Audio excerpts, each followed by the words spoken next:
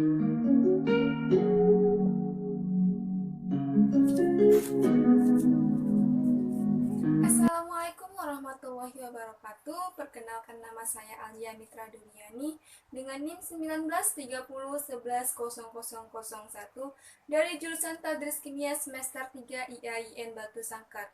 Baiklah, di sini saya akan membuat video pembelajaran kedua, yaitu tentang perbedaan senyawa organik dan senyawa anorganik. Materi kita bahas pada pertemuan yang kali ini ada 4. Yang pertama, ada perbedaan senyawa organik dan senyawa anorganik, ada ikatan kovalent polar dan ikatan kovalent non-polar, ada keelektronegatifan dan ada muatan formal. Kita masuk ke materi pertama, yaitu perbedaan senyawa organik dan senyawa anorganik. Di sebelah kanan saya sudah saya buat perbedaan senyawa organik dan senyawa anorganik berdasarkan karakteristik jenis ikatannya, titik cair, titik didihnya, kelarutannya, stabilitas pemanasannya, kereaktifan, dan jumlah senyawanya. Pada yang saya buat di sebelah kanan saya ini, artinya itu adalah keumuman, rata-rata atau kebanyakan senyawa organik itu memiliki sifat seperti ini, dan senyawa anorganik itu memiliki sifat seperti ini. Tidak semua bahwa senyawa organik itu memiliki sifat seperti ini ya, tapi kebanyakan atau keumuman. Saya mulai dari jenis ikatan. Pada senyawa organik itu jenis ikatannya adalah ikatan kovalen. Pada senyawa anorganik jenis ikatannya adalah ikatan ionik. Sini sudah saya buatin ikatan kovalen dan ikatan ionik. Lalu berdasarkan titik cair dan titik didihnya, di senyawa organik itu rendah dan di senyawa anorganik itu tinggi. Ini senyawa organik rendah, senyawa anorganik tinggi. Lalu berdasarkan kelarutannya, pada senyawa organik lebih mudah larut dalam larutan non-polar, sedangkan senyawa anorganik lebih mudah larut dalam larutan polar. Berarti senyawa organik pada umumnya mudah larut dalam larutan non-polar, sedangkan senyawa anorganik pada umumnya lebih mudah larut dalam larutan polar. Lalu kita lanjut ke stabilitas terhadap pemanasan. Di senyawa organik itu tidak stabil terhadap pemanasan, sedangkan di senyawa anorganik itu stabil terhadap pemanasan. Senyawa organik itu pada umumnya stabil terhadap pemanasan, senyawa anorganik itu pada umumnya, saya ulangi lagi, senyawa organik itu pada umumnya tidak stabil terhadap pemanasan, senyawa anorganik pada umumnya stabil terhadap pemanasan. Kita masuk ke kereaktifan. Pada senyawa organik, reaksi yang berlangsung itu lambat kecuali reaksi pembakaran, sedangkan di senyawa anorganik, reaksi yang terjadi itu cepat. Di senyawa organik, pada umumnya reaksi yang terjadi itu lambat kecuali itu reaksi pembakaran, sedangkan di senyawa anorganik, reaksi yang berlangsung itu cepat. Lalu kita masuk ke jumlah senyawa. Pada senyawa organik, kita tahu bahwa jumlah senyawa itu ada 10 juta jumlah senyawa. Di senyawa organik itu lebih kurang 10 juta dari jumlah senyawa. Di senyawa organik itu ada 90% jumlah dari seluruh senyawa. Sedangkan senyawa anorganik ada 10% dari jumlah seluruh senyawa. Senyawa organik itu ada 90% dari jumlah senyawa. Senyawa anorganik ada 10% dari jumlah senyawa. Sudah jelas ya perbedaan senyawa organik dan senyawa anorganik melalui karakteristik yang sudah saya buatkan di sini ya. Lalu saya akan menjelaskan satu persatu tentang jenis karakteristik tersebut. Yang pertama kita masuk ke jenis ikatan. Di senyawa organik itu jenis ikatannya itu ikatan kovalen. Di senyawa anorganik itu jenis ikatannya itu ikatan ionik. Ada yang tahu apa itu ikatan kovalen? Ikatan kovalen itu ikatan yang terjadi antara non-logam dan non-logam, sedangkan ikatan ionik itu ikatan yang terjadi antara non-logam dan logam. Berarti kita buat di sini ya. Ikatan kovalen, lalu ada ini senyawa organik, ini senyawa anorganik, ada ikatan ionik. Kalau ikatan kovalen ini antara logam dan antara non-logam dan non-logam, sedangkan ikatan ionik ini antara logam dan non-logam. Antara logam dan non-logam. Lalu apa sih contoh dari senyawa organik itu? Apa sih contoh dari senyawa anorganik itu? Kalau senyawa organik ini kita ambil contohnya itu adalah CH4. CH4. Kita ganti spidol. Kalau di senyawa anorganik itu contohnya kita ambil NaCl ya. Kita ambil NaCl. kita tahu bahwa C di sini merupakan non-logam, C non-logam, H juga non-logam. Lalu di senyawa anorganik kita tahu Na di sini merupakan logam, sedangkan Cl di sini merupakan non-logam. Tetapi karakteristik dari berdasarkan jenis ikatan ini hanya berlaku secara umum atau secara umum atau kebanyakan. Tetapi juga ada dia senyawa anorganik, tapi karakteristiknya itu termasuk dalam ikatan kovalen. Nah, contohnya seperti ini. Air. Kita ambil contoh air. H2O. Ada yang tahu H di sini merupakan senyawa merupakan unsur non-logam, sedangkan O di sini juga non-logam. Padahal H2O ini merupakan senyawa anorganik, tapi ikatan yang terjadi di H2O ini adalah ikatan kovalen. Berarti sudah ditekankan lagi bahwa yang saya tulis di sini adalah pada umumnya atau kebanyakan sifat-sifat senyawa organik itu ikatan kovalen, dan kebanyakan sifat-sifat senyawa anorganik itu berdasarkan jenis ikatannya adalah ikatan ionik. Sudah jelas ya berarti? Lalu kita masuk ke titik cair dan titik didih. Di senyawa organik itu titik cair dan titik didihnya itu rendah, sedangkan di senyawa anorganik titik cair dan titik didihnya itu tinggi. Contohnya seperti ini. Kita ada padatan. Lalu kita panaskan padatan ini pada suhu tertentu, maka ia akan menjadi cair. Lalu cairan ini kita panaskan lagi pada suhu tertentu, maka ia akan menjadi uap atau gas. Nah, contohnya ini kita ambil H2O. Ada sebuah bongkahan es. Ini saya konsepnya terlebih dahulu ya, supaya teman-teman lebih paham. Ada sebuah es. Lalu es ini kita panaskan pada suhu tertentu, maka es ini akan menjadi cair. Lalu cairan ini kita panaskan lagi pada suhu tertentu, maka cairan ini akan menjadi uap atau gas. Atau seperti ini.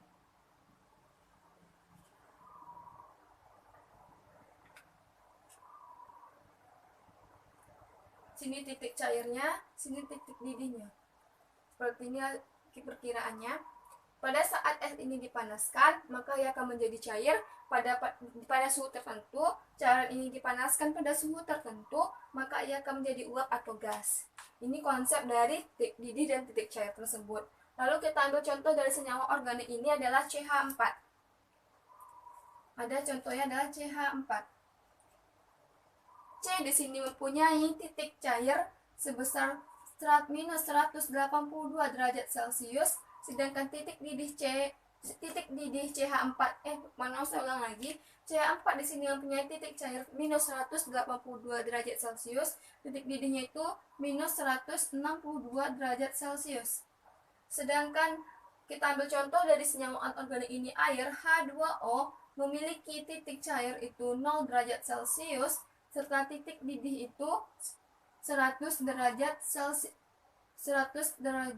Celcius. Ini. Misalnya kayak gini. Di sini titik cair, di sini titik didih. Nampak? Di sini titik cair, titik didih. Berarti CH4 di sini minus 182 derajat Celcius, di sini 162 derajat Celcius.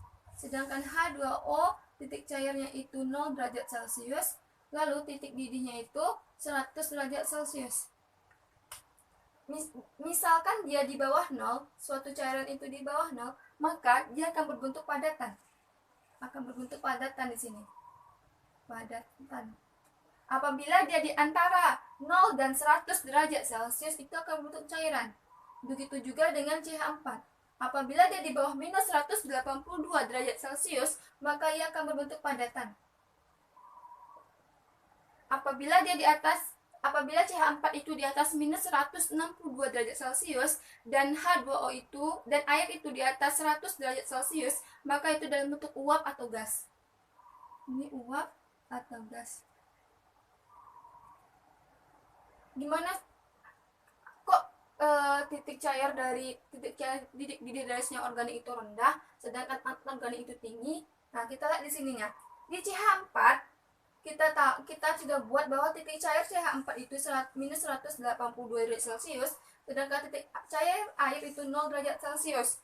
Minus 182 ke 0, mana lebih besar? Pastinya 0. Paham kan? Berarti titik cair dari H2O lebih tinggi dibandingkan CH4. Lalu titik didihnya. Di CH4 itu titik didihnya minus 162 derajat Celcius, sedangkan di air titik didihnya itu 100 derajat Celcius. Mana lebih tinggi? Minus 162 atau 100? Pastinya 100. Inilah contoh dari titik didih senyawa organik itu rendah, titik didih senyawa anorganik ini tinggi. Tapi saya sudah jelaskan di awal bahwa sifat di sini hanya pada umumnya, tapi ada juga pengecualian dari sifat-sifat tersebut. Contohnya seperti ini. Kita ambil senyawa organik itu contohnya ikosana. Saya buat di sini ikosana. Ikosana ini merupakan contoh dari senyawa organik. Ikosana memiliki titik cair 37 derajat Celcius, sedangkan titik didihnya itu 100 titik didih itu 343 derajat Celcius. Kita bandingkan dengan air tadi. Air tadi titik cairnya itu 0, ya kan? Sedangkan ikosana di sini titik cair itu 37. Mana besar, 0 atau 37? Pastinya 37. Padahal senyawa ikosana tersebut merupakan contoh dari senyawa organik. Nah, seperti saya jelaskan tadi bahwa sifat di sini adalah umuman atau kebanyakan dari senyawa organik itu titik cair dan titik didihnya rendah dan senyawa anorganik itu tinggi. Contoh saja di ikosana di sini. Titik cair ikosana merupakan senyawa organik ini 37, di air 0 derajat Celcius. Padahal ikosana ini merupakan senyawa organik. Contohnya seperti itu ya. Semoga teman-teman bisa paham. Lalu kita masuk ke kelarutan. Di senyawa organik itu tidak mudah larut. Senyawa organik itu mudah larut dalam larutan nonpolar, sedangkan senyawa anorganik itu mudah larut dalam larutan polar. Contoh seperti ini. Sebelumnya saya akan apa itu larutan? Ya, larutan adalah campuran homogen yang terdiri dari dua zat. Saya ulangi lagi, larutan adalah campuran homogen yang terdiri dari dua zat atau lebih. Contohnya seperti ini. Ada suatu wadah. Wadah ini kita isi dengan air, lalu kita masukkan sirup, air sirup. Maka antara air dan sirup tersebut tidak ada bidang batasnya, atau kita tidak bisa memisahkan mana yang air tadi, mana yang sirup tadi, karena ini sudah tercampur menjadi sebuah larutan. Sedangkan misalnya di satu wadah lagi, kita masukkan air, lalu kita masukkan minyak. Ini minyak, ini air. Pasti di antara air dan minyak tersebut, minyaknya akan berada di atas. Minyaknya akan berada di sini. Kenapa hal itu terjadi? Akan saya jelaskan. Ada senyawa polar dan ada senyawa non-polar. Apabila polar ditambah dengan polar atau dicampurkan dengan polar, maka ia akan larut. Lalu apabila non-polar dicampur dengan non-polar, maka ia akan larut. Tetapi misalnya polar dengan non-polar, maka dia tidak akan larut. Tidak larut. Seperti ini contohnya. Air merupakan polar, sedangkan sirup merupakan polar, maka air dan sirup ini akan larut. Kita bandingkan dengan minyak. Minyak merupakan senyawa non-polar. Minyak non-polar. Air merupakan senyawa polar. Makanya air dan minyak itu tidak bisa larut. Paham ya? Kita lihat tadi katanya senyawa organik itu mudah larut dalam larutan non-polar, berarti senyawa organik itu mudah larut dalam larutan non-polar, berarti antara non-polar senyawa organik itu akan larut. Lalu senyawa anorganik itu mudah larut dalam larutan polar. Artinya senyawa anorganik ini akan larut dalam polar sama polar, maka ia akan larut. Semoga teman-teman paham. Kita lihat ke stabilitas terhadap pemanasan. Contohnya seperti ini. Ada senyawa organik, ada senyawa anorganik. Apabila senyawa organik ini kita panaskan, pada suhu tertentu, kita lakukan pemanasan senyawa anorganik juga kita lakukan pemanasan, maka senyawa organik ini akan terurai karena dia tidak stabil terhadap pemanasan. Terurai. Senyawa anorganik ini tidak akan terurai. Tidak terurai. Contohnya kita ambil di senyawa organik ini adalah plastik. Plastik saat kita panaskan pada suhu tertentu, maka plastik tersebut akan meleleh atau terurai. Dia akan meleleh ya, atau mengalami penguraian. Sedangkan di senyawa anorganik, apabila kita ambil contoh itu besi atau Fe atau besi kita panaskan, maka ia akan tetap atau tidak mengalami terurai, akan lebih lama terurainya. Terurai, tidak mengalami terurai. Padahal kita panaskan dengan suhu 100 derajat Celcius, tetapi plastik yang terurai, sedangkan besi tidak terurai atau proses terurainya lama. Sudah paham ya? Berarti kalau senyawa organik itu mudah terurai saat pemanasan, sedangkan senyawa anorganik itu tidak mudah terurai saat dilakukan pemanasan. Sudah paham?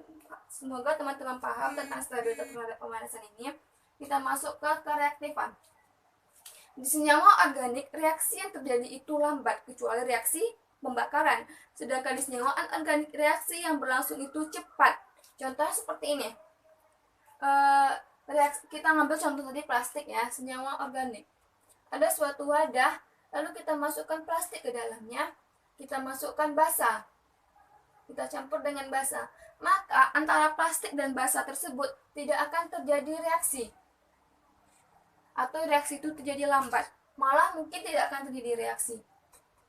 Sedangkan di senyawa anorganik, ada suatu wadah, kita masukkan dia H2SO4, lalu kita masukkan lagi basa, maka antara H2SO4 dan basa tersebut akan terjadi reaksi. Reaksinya itu pasti akan cepat.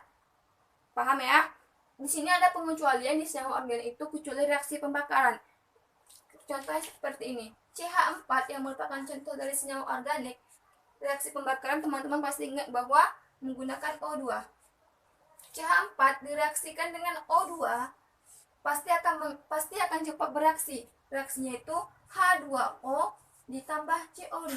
Begitulah contohnya. Kalau reaksi pembakaran di senyawa organik itu berlangsung cepat, tetapi selain reaksi pembakaran itu tidak berlangsung lambat atau malah tidak akan bereaksi. Kalau di senyawa anorganik ini reaksi yang berlangsung itu cepat. Kita lanjut ke yang terakhir, yaitu jumlah senyawa. Di senyawa organik, jumlah senyawa itu ada 10% dari jumlah senyawa. Kita tahu ya, bahwa senyawa itu ada lebih kurang 10 juta. Berarti dari 10 juta ini, ada 90% itu merupakan senyawa organik, dan 10% yang lagi itu merupakan senyawa anorganik. Begitulah penjelasannya. 90% dari 10 juta jumlah senyawa tersebut merupakan senyawa organik, sedangkan 10% dari 10 juta itu merupakan senyawa anorganik. Begitu penjelasan tentang jumlah senyawa, semoga teman-teman paham ya.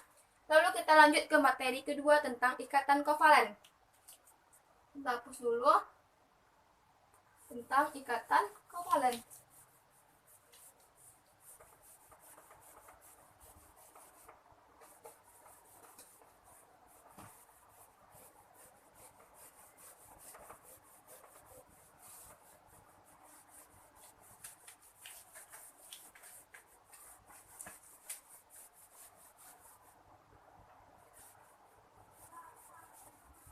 Lalu kita masuk ke ikatan kovalen. Ikatan kovalen. Ada yang tahu apa itu ikatan kovalen? Ikatan kovalen adalah ikatan yang terjadi antara unsur non-logam dan non-logam, atau sering disebut dengan serah terima elektron. Antara non-logam dan non-logam atau serah terima elektron. Suatu atom dikatakan stabil apabila dia memenuhi gas mulia, atau stabil apabila ia itu duplet dan oktet. Jadi dikatakan stabil apabila dia itu duplet dan apabila itu oktet.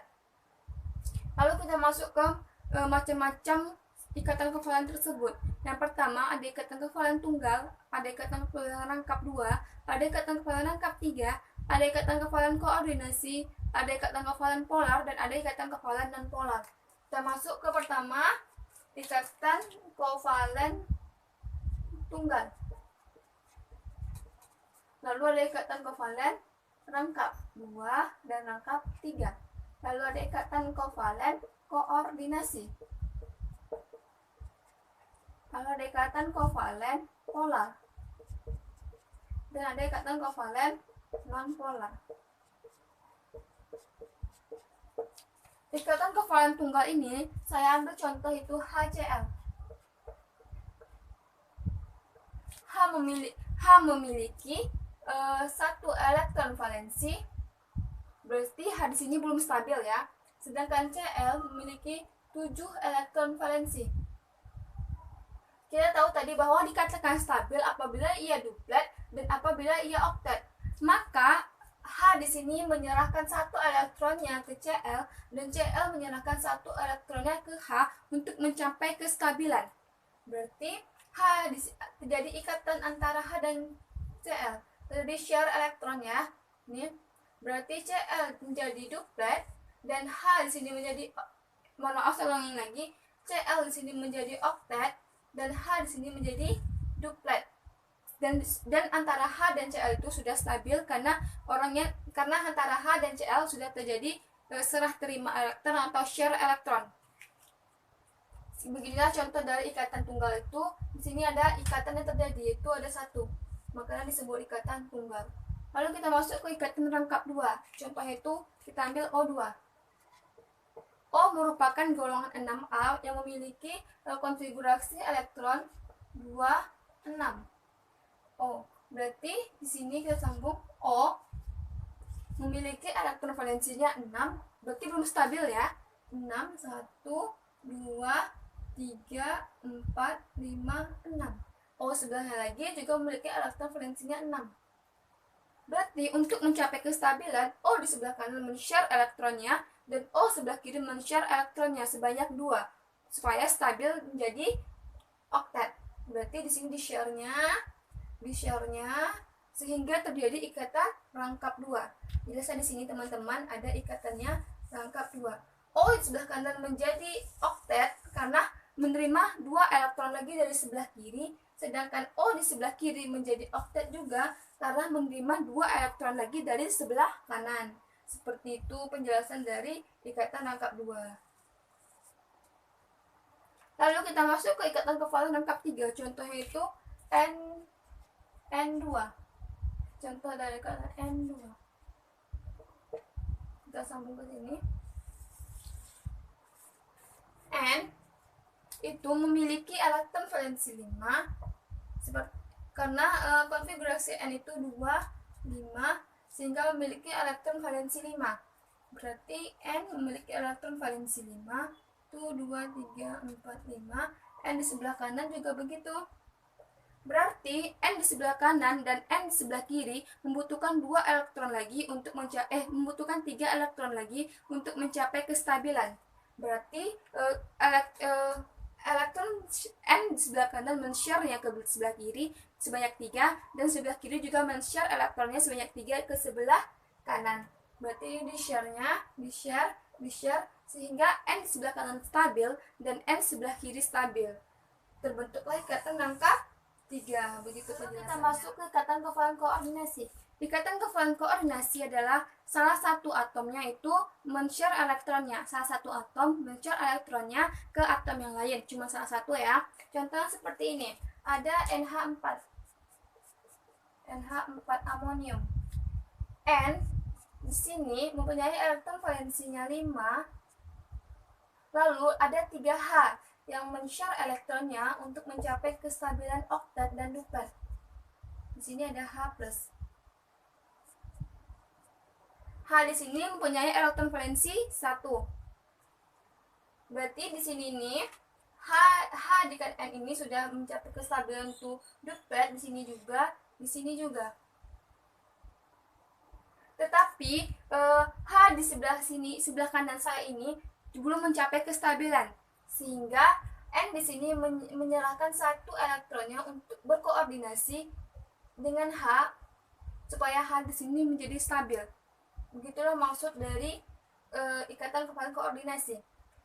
N di sini karena memiliki dua elektron, di-share-nya ke H supaya H ini stabil. Dan tanda panah di sini ini menandakan koordinasi. Berkoordinasi. Berarti hanya N yang menyerahkan elektronnya, tetapi H tidak menyerahkan elektronnya. Begitulah maksud dari ikatan kefalan koordinasi. Lalu kita masuk ke ikatan kovalen polar. Ada teman-teman yang tahu apa itu ikatan kovalen polar? Ikatan kovalen polar itu misalnya kayak gini ya. Kita bahas sekali dua ya, ada ikatan kovalen polar dan ada ikatan kovalen non polar. Kalau polar, kita berdasarkan ke elektronegatifan.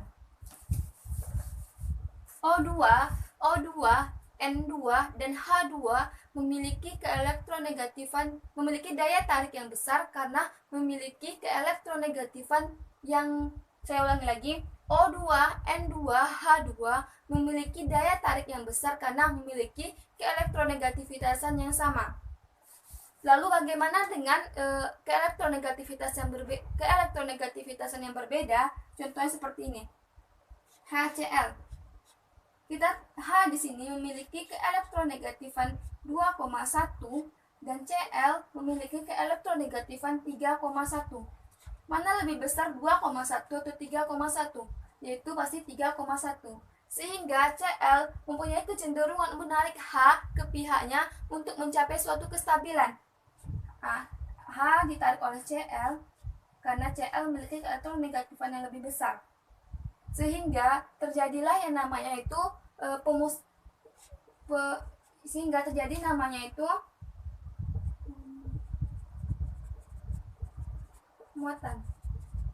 pemusatan muatan.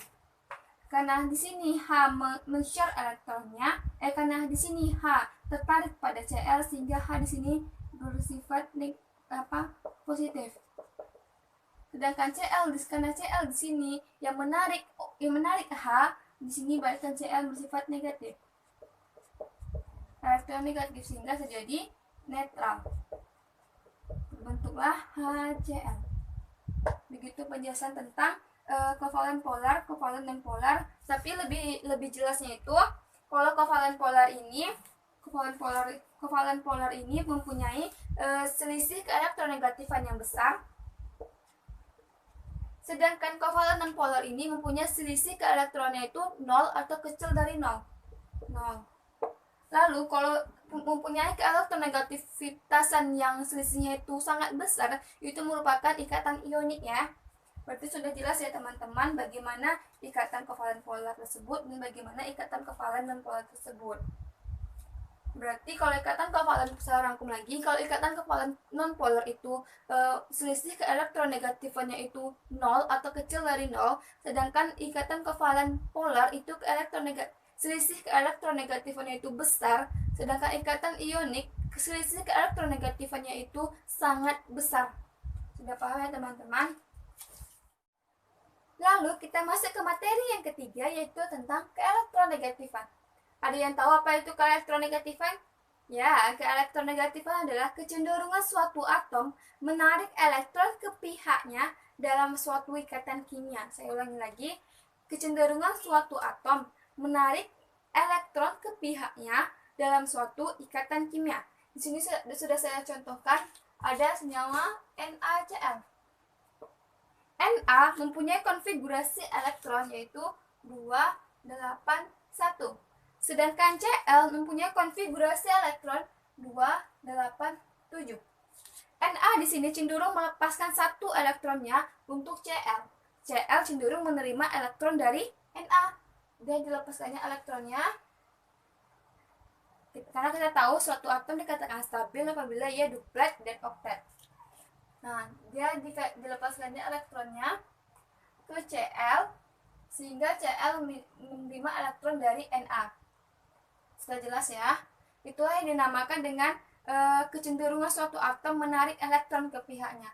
Karena Cl juga memiliki keelektronegatifan yang lebih besar dibandingkan Na, sehingga Cl cenderung menarik elektron pada Na untuk berada di pihaknya. Cl memiliki keelektronegativitasan yang besar dibandingkan dengan Na. Na keelektronegativitasannya lebih kecil dari Cl, sehingga tidak bisa menarik Cl ke pihaknya, tetapi Cl lah menarik Na itu ke pihaknya. Itu yang dimaksud dengan keelektronegativitasan.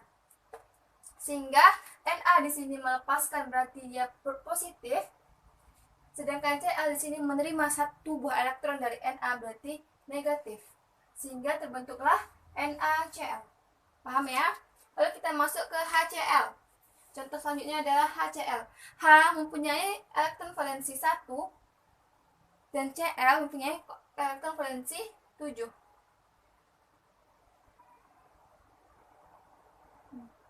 Karena H di sini sudah saya bahas sebelumnya di ikatan kovalen polar dengan polar.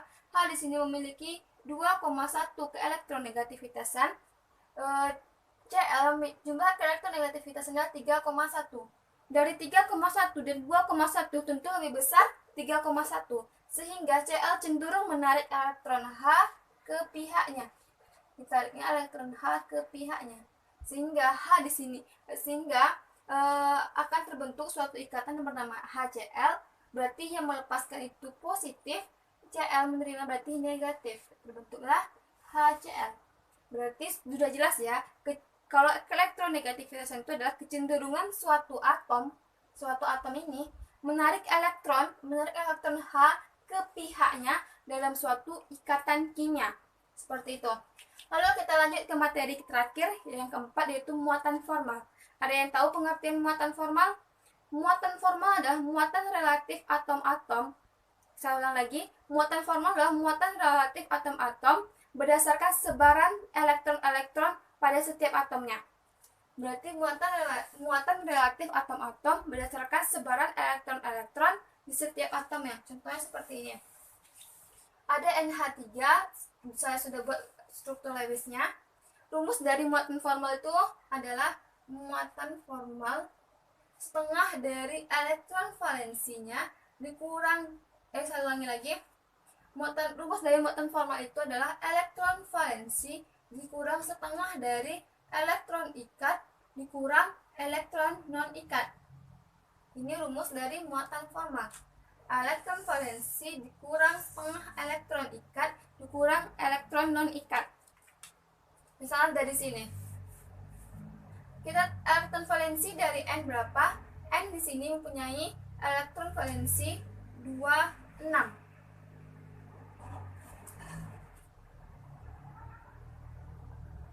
Mohon maaf, saya ulangi lagi. N di sini mempunyai elektron valensi 5. N mempunyai elektron valensi 5. Sedangkan H mempunyai elektron valensi, ini N ya, H mempunyai elektron valensi 1. Kita cari muatan formal dari N. Muatan formal dari N. Elektron valensi dari N tadi berapa? Ada 5. Dikurang setengah dari energi elektron ikatnya. Elektron ikatnya 1, 2, 3, 4, 5, 6. Dikurang elektron non-ikat. Elektron non-ikatnya yang ini ya. Ini. Berarti ada 1, 2. Dikurang 2. 5 dikurang setengah dari 6 ada 3. Dikurang 2. Berarti 0. 5 dikurang 3 itu 2. 2 dikurang 2 itu 0.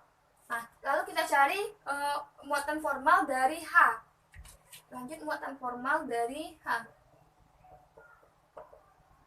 H memiliki elektron valensinya tadi 1 dikurang setengah dari elektron ikatnya itu berapa? Ada 1, 2. Elektron ikatnya itu 2 dikali 2 dikurang elektron non-ikat. Ada elektron non-ikatnya? Tidak ada.